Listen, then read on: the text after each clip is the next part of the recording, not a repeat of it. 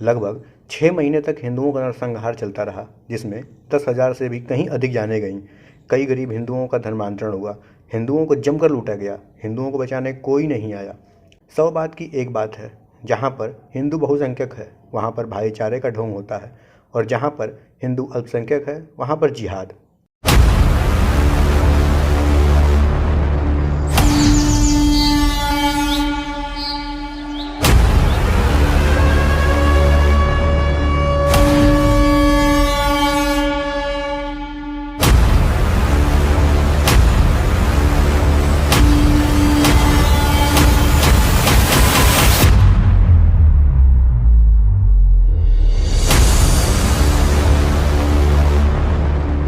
हिंदुओं के खून से लिखी गई क्रूरता की ऐसी कलंकित कहानी जिसे कांग्रेस और वामपंथी विद्रोह के रूप में चिंतित करते हैं।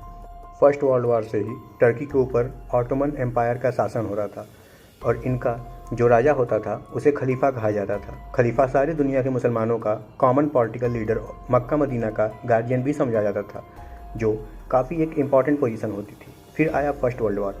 टर्की ने जर्मन का सपोर्ट किया और उसमें उन दोनों की हार हुई, और हार होने के बाद जो अलाइन फोर्सेस थी ब्रिटेन और यूएस ने मिलकर फैसला किया कि टर्की में ऑटोमन एम्पायर का अंत किया जाएगा और खलीफा की गद्दी को ख़त्म किया जाएगा। टर्की में एक डेमोक्रेटिक गवर्नमेंट की स्थापना की जाए।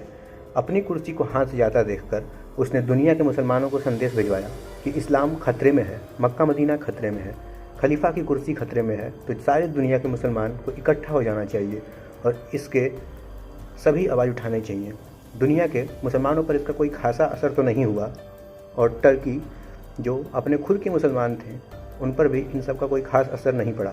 लेकिन साउथ एशिया में जो अनडिवाइडेड इंडिया होता था, जैसे कि भारत, पाकिस्तान और बांग्लादेश, वहाँ पर इसका असर बहुत ज़्यादा हुआ और इस्लामिक मूवमेंट वापस स्टार्ट हुई अलाइन फोर्सेस के अगेंस्ट में, और इसको कहा गया खिलाफत आंदोलन। 1921 में दक्षिण मालाबार में कई जिलों में मुस्लिमों की जनसंख्या सबसे ज़्यादा थी। कुल जनसंख्या के वे 60% थे। अब वो समय आ गया था जब महात्मा गांधी ने मुस्लिमों का विश्वास जीतने के लिए खिलाफत आंदोलन को कांग्रेस का समर्थन दिला दिया। खिलाफत मतलब क्या? ये आंदोलन ऑटोमन साम्राज्य को पुनः बहाल करने के लिए हो रहा था। तुर्की के खिलाफ तुर्की के खलीफा को पूरी दुनिया में इस्लाम का नेता नियुक्त करने के लिए हो रहा था। न भारत को तब तुर्की से कोई लेना देना था, न ही ऑटोमन साम्राज्य से। खिलाफत आंदोलन प्योर रिलीजियस मैटर था, जिसका भारत से कोई लेना देना नहीं था, लेकिन इसके बावजूद महात्मा गांधी ने खुलकर इसका सपोर्ट किया। लेकिन महात्मा गांधी ने मुस्लिमों को कांग्रेस से जोड़ने के लिए उनके एक ऐसे अभियान का समर्थन कर दिया जिसके दुष्परिणाम हिंदुओं को भुगतने पड़े। वो 18 अगस्त 1920 का समय था जब महात्मा गांधी खिलाफत के नेता शौकत अली के साथ मालाबार आए। वो असहयोग आंदोलन और खिलाफत के लिए जागरूक करने आए थे। यहाँ भी महात्मा गांधी ने हिंदुओं को ज्ञान दिया। कालीकट में 20,000 की भीड़ के सामने बोलते हुए उन्होंने कहा कि अगर खिलाफत के मामले में न्याय के लिए भारत के मुस्लिम असहयोग आंदोलन का समर्थन करेंगे तो हिंदुओं का भी फर्ज बनता है कि वो अपने मुसलमान भाइयों का सहयोग करें। गांधी जी का मानना था कि इससे हिंदू मुस्लिम के बीच में यूनिटी बढ़ेगी और खिलाफत आंदोलन कंप्लीट हो जाएगा, और उसके बाद जोर शोर से इंडियन फ्रीडम मूवमेंट में सपोर्ट करेंगे, हेल्प करेंगे, काउ प्रोटेक्शन में मुसलमान हेल्प करेंगे। जून 1920 में महात्मा गांधी के कहने पर मालाबार में खिलाफत कमेटी बनी। इसके बाद वो काफ़ी सक्रिय हो गई। Political party Congress party secular party होती थी, और सभी ने गांधी जी को इस बात का पूरा विरोध किया।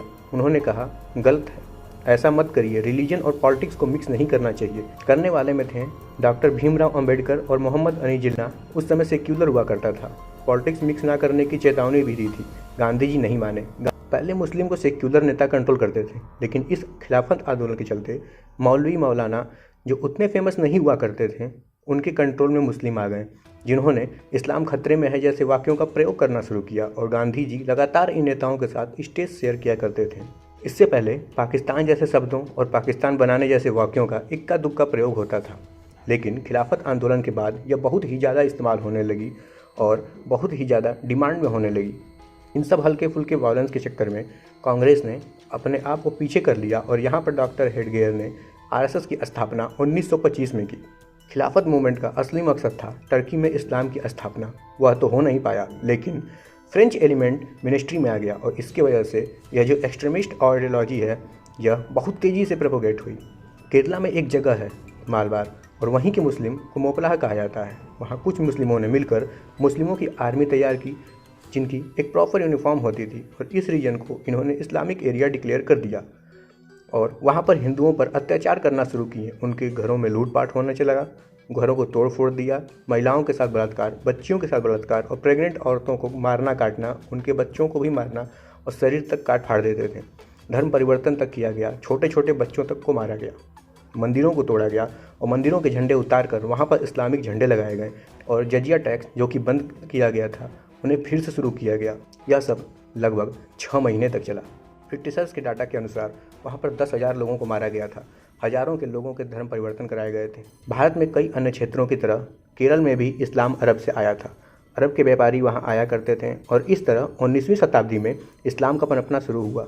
कई गरीब हिंदुओं का धर्मांतरण हुआ। अरब के जो व्यापारी यहाँ बसे उनका वंश भी फूला फला। इस तरह केरल में मुस्लिमों की जनसंख्या लगातार बढ़ती चली गई। ये वही इलाका था जहाँ हैदर अली और उसके बेटे टीपू सुल्तान ने हमले किए। पहले से ही पुर्तगाली यहाँ जमा हुए थे। ऊपर से मैसूर के आक्रमण ने यहाँ के हिंदुओं को पलायन के लिए मजबूर किया। हिंदुओं को जमकर लूटा गया। लोगों को इससे भी हैरानी थी कि मोपल्ला मुस्लिमों की जनसंख्या कैसे अचानक बढ़ सकती है और वे कैसे हावी हो सकते हैं। 2 ही कारण हैं, ज़्यादा से ज़्यादा बच्चे पैदा करना और गरीब हिंदुओं का बड़ी संख्या में धर्मांतरण। महात्मा गांधी भी इस बुलावे में जीते रहे कि मुस्लिम असहयोग आंदोलन का समर्थन करेंगे, लेकिन इससे ये जरूर हुआ कि खिलाफत की आग में मोपल्ला मुस्लिमों ने हिंदुओं का बहिष्कार शुरू कर दिया। हिंदुओं को निशाना बनाया गया और उनकी घर संपत्तियों को व खेतों को तबाह कर दिया गया। कईयों का जबरन धर्मांतरण किया गया। कांग्रेस पार्टी ने अंग्रेजों पर दोष मढ़कर इतिश्री कर ली। हिंदुओं को बचाने कोई नहीं आया। हाँ, वामपंथी नेता इससे खासे खुश थे। सोमेंद्रनाथ टैगोर जैसे कम्युनिस्ट नेताओं ने इसे जमींदारों के खिलाफ विद्रोह बताया। इतिहासकार स्टेफन फ्रेडरिक डेल ने स्पष्ट लिखा है कि यह जिहाद था। उनका कहना है कि यूरोपियनों व हिंदुओं से लड़ते हुए जिहाद की प्रकृति तो मोपल्ला मुस्लिमों में काफ़ी पहले से ही थी। उनका कहना था कि आर्थिक स्थिति से इस नरसंहार का कोई लेना देना नहीं था। देश में कई किसान आंदोलन हुए, लेकिन ऐसे आंदोलनों में धर्मांतरण का क्या काम। इस पर कुछ भारतीय लीडरों के विचार व्यक्त करना चाहूँगा, जिसमें सबसे पहले नंबर पर आते हैं डॉक्टर भीमराव अंबेडकर जी। बाबा साहब अंबेडकर ने पाकिस्तान और द पार्टीशन ऑफ इंडिया किताब में लिखा है कि मोपला दंगा 2 मुस्लिम संगठनों ने किया था। इसके नाम है खुद्दम ए काबा, मक्का के सेवक और सेंट्रल खिलाफ कमेटी। उन्होंने लिखा है कि दंगाइयों ने मुसलमानों को यह कर भड़काना शुरू किया कि अंग्रेज का राज दारुल हर्ब, ऐसी ज़मीन जहाँ अल्लाह की इबादत की इजाज़त न हो है, और अगर वो इसके खिलाफ लड़ने की ताकत नहीं रखते हैं तो उन्हें हिजरत यानी पलायन करना चाहिए। अंबेडकर ने लिखा है कि इससे मोपल्ला मुस्लिम भड़क गए और उन्होंने अंग्रेज़ों को भगाकर इस्लामिक राज्य की स्थापना के लिए लड़ाई शुरू कर दी। डॉक्टर अंबेडकर लिखते हैं, अंग्रेज़ों के खिलाफ को तो जायज़ ठहराया जा सकता है, लेकिन मोपल्ला मुस्लिम ने मालाबार में हिंदुओं के साथ जो किया वह विस्मित कर देने वाला है। मोपल्ला के हाथों मालाबार के हिंदुओं को भयानक अंजाम भुगतना पड़ा। नरसंहार, जबरन धर्मांतरण, मंदिरों को ध्वस्त करना, महिलाओं के साथ अपराध, गर्भवती महिलाओं के पेट फाड़े जाने की घटना, ये सब हुआ। हिंदुओं के साथ सारी क्रूर और असंयमित बर्बरता हुई।